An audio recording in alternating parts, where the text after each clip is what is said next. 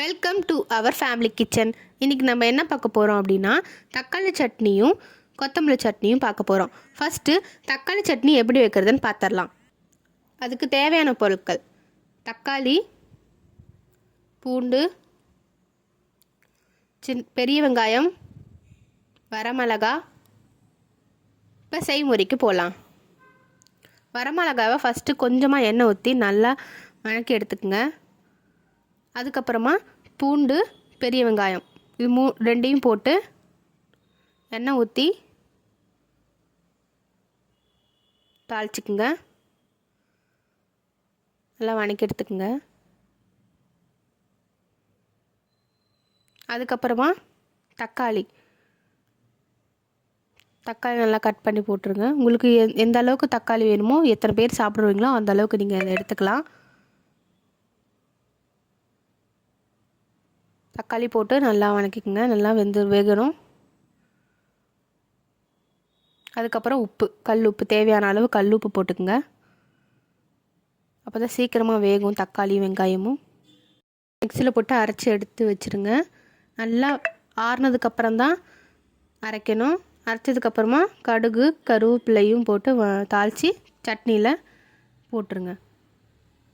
இப்போ அடுத்தது கொத்தமல்லி சட்னி எப்படி வைக்கிறதுன்னு பார்க்கலாம். அதுக்கு தேவையான பொருட்கள்: கொத்தமல்லி எத்தனை கட்டு வேணுமோ அதை எடுத்து அலசிக்குங்க. சின்ன வெங்காயம், தக்காளி, பச்சை மிளகாய்,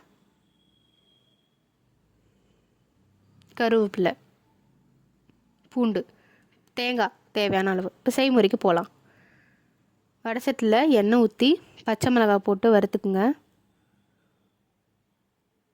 அதுக்கப்புறம் பூண்டும் சின்ன வெங்காயமும் போட்டு வணக்கிக்குங்க.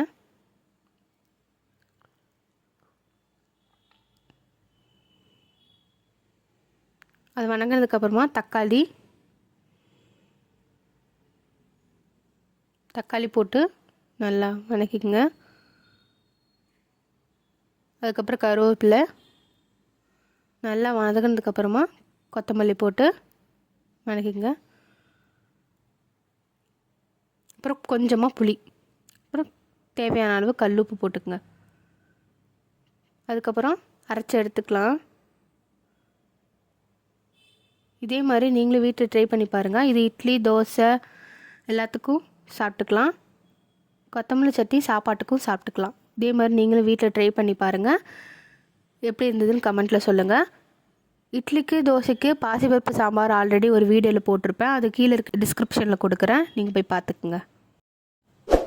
மறக்காமல் சப்ஸ்கிரைப் பண்ணி பக்கத்தில் இருக்க பெல்லை கிளிக் பண்ணுங்கள். அப்போ தான் நான் போடுற வீடியோ உங்களுக்கு நோட்டிஃபிகேஷனாக வரும். தேங்க்ஸ் ஃபார் வாட்சிங்.